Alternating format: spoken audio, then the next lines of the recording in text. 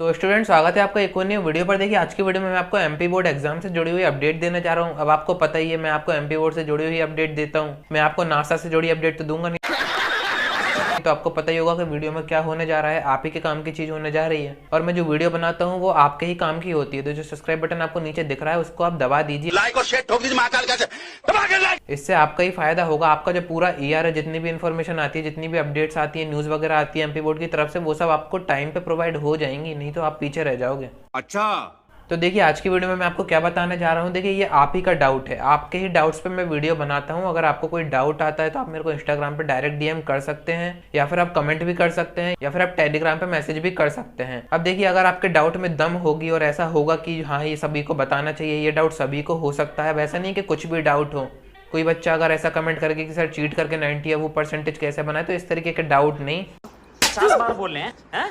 अबे पढ़ाई लिखाई में ध्यान लगा। आपके डाउट्स में दम होनी चाहिए, मैं उस पर वीडियो आपको जरूर से बना के दूंगा। अब देखिए, ये जो डाउट है ये काफी ज्यादा अच्छा डाउट है। अगर आपके मन में ये नहीं आया है तो सुनिएगा।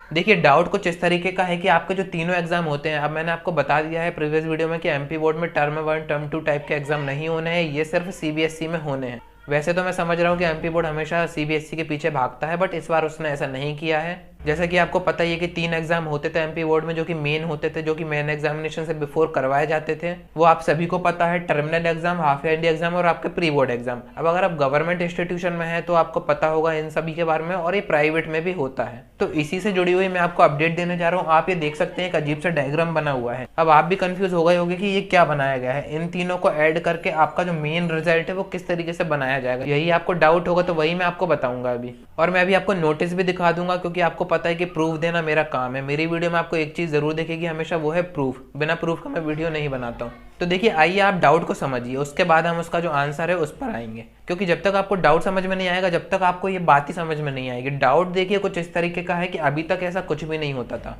या फर्स्ट टाइम ही सुनोगे। अब देखिए, यहाँ पे किस तरीके की न्यूज आ रही है। जो आपने टर्मिनल एग्जाम अभी दिए थे, जो कि आपके हो चुके हैं, अब आपने दिए थे वो कैंसिल हो गए थे, ये बात मेरे को भी पता है। बट अगर आपने प्राइवेट में दिए हैं तो आपके कैंसिल वो नहीं हुए होंगे। अब इसके बाद आपके क्या होंगे, आपके हाफ ईयरली एग्जाम होंगे, जैसे कि आप अर्धवार्षिक एग्जाम कहते हो। ये जो एग्जाम है इसकी भी डेट शीट जैसे ही आएगी वो मैं आपको बता दूंगा, बट मैं आपको अभी बता देता हूँ कि आपके दिसंबर के आसपास होते हैं। उसके बाद आपके एक एग्जाम होंगे जनवरी या फरवरी में, जो कि आपके होते हैं प्री बोर्ड एग्जामिनेशन। अब अगर आपको अच्छे परसेंटेज चाहिए तो आपका जरूरी है कि आप इन तीनों एग्जाम में अच्छी तरीके से पढ़ाई करें। अगर आपने इन तीनों एग्जाम्स में अच्छी तरीके से पढ़ाई की है, तभी आप जो आपके मेन एग्जाम होते हैं, जिससे आपका फाइनल रिजल्ट बनाया जाता है, वो आपका अच्छा बनेगा।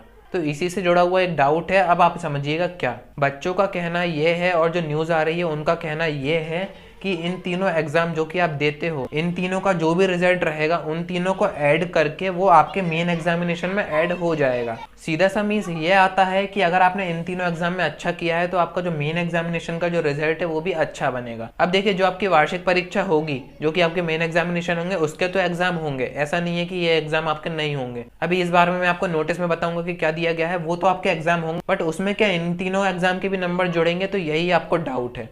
तो देखिए, मैं अभी आपको नोटिस दिखाता हूँ, या अभी आपके सामने नोटिस है, इसे आप चाहें तो वीडियो पॉज करके पढ़ सकते हैं। मैं नोटिस पढ़ के आपको नहीं सुनाऊंगा, मैं आपको समझाऊंगा अपने तरीके से। अब आप समझने की कोशिश कीजिएगा नोटिस में क्या दिया गया था। नोटिस में ये दिया गया है साफ साफ कि प्रीवियस ईयर में क्या हुआ था, कोविड आ गया था। कोविड के कारण आपके जो एग्जाम थे वो नहीं हो पाए। 9th से 12th तक का ये नोटिस है, इसमें उन सभी एग्जाम के बारे में बताया गया है कि प्रीवियस ईयर आपके एग्जाम ठीक तरीके से नहीं हो पाए थे, कैंसिल हो गए थे। और फिर जो आपका रिजल्ट बनाया गया था उसमें भी आपको पता है कि जो उनका फॉर्मूला वगैरह था, या फिर किस तरीके से बनाया जाए, किस वे में आपका रिजल्ट बनाया जाए, तो काफी उनको भी दिक्कत हुई थी। और फिर एंड में क्या आया था कि आपका जो 10th के बेसिस पे आपका जो रिजल्ट है वो बना दिया गया था। और जो 10th का था उसमें जो आपके हाफ ईयरली हुए थे या फिर प्री बोर्ड हुए थे, उसके बेसिस पे आपका बना दिया गया था। तो इस बार भी कुछ ऐसी ही कंडीशन है, उस चीज से बचने के चक्कर में कि अगर इस बार भी कंडीशन खराब हो गई, इस बार भी कोविड आ गया, आपके एग्जाम नहीं हो पाए, तो एमपी बोर्ड के पास एक ऑप्शन होना चाहिए कि आपका जो रिजल्ट है वो बना दिया जाए। तो एमपी बोर्ड ने नोटिस में ये बताया है कि जो बच्चा है उसके त्रैमासिक एग्जाम के नंबर, उसके अर्धवार्षिक के नंबर और उसके जो प्री बोर्ड होंगे, इन तीनों एग्जाम्स के नंबर जो एमपीबीएससी की वेबसाइट है वहां पर अपलोड किए जाएं, ऐसे निर्देश दिए गए हैं। तो इसका सीधा सा मीन्स ये होता है कि ये जो पेपर है इनको आप ठीक तरीके से दीजिए, पढ़ाई करके दीजिए। ऐसा नहीं कि आप हर कुछ भी इसमें करिए और आप ये सोच रहे हो कि हम तो मेन एग्जाम में देखेंगे, क्योंकि जो हमारी मार्कशीट है, जो हमारा रिजल्ट है, वो तो उसी से बनेगा। तो इस बार ऐसा कुछ भी नहीं है, सारे पेपर्स में आपको ध्यान देना जरूरी है। तो देखिए ये बात कंफर्म नहीं है कि जो आपका आखिरी जो रिजल्ट बनेगा, जो आपके मेन एग्जामिनेशन होंगे उसके बाद जो आपका रिजल्ट बनेगा वो इन तीनों के मार्क्स के बेसिस पे बने। ये एमपी बोर्ड ने एक साइड ऑप्शन रख रखा है, जो कि मैंने आपको बताया कि अगर कोविड आ गया और आपका एग्जाम नहीं हो पाए तो ये एक ऑप्शन है एमपी बोर्ड के पास। बट जो आपके मार्क्स हैं वो एमपी बोर्ड तक पहुंच रहे हैं अभी से, ये जरूर उस नोटिस में दिया गया है। अगर आप प्राइवेट में भी पढ़ते हैं, अगर आप गवर्नमेंट में भी पढ़ते हैं, तो वहां से आपके जो नंबर है वो भेजे जा रहे हैं वहां पे। तो इस बात का आप ध्यान रखिए, क्योंकि इन नंबर्स का आपका कहीं पे भी यूज हो सकता है।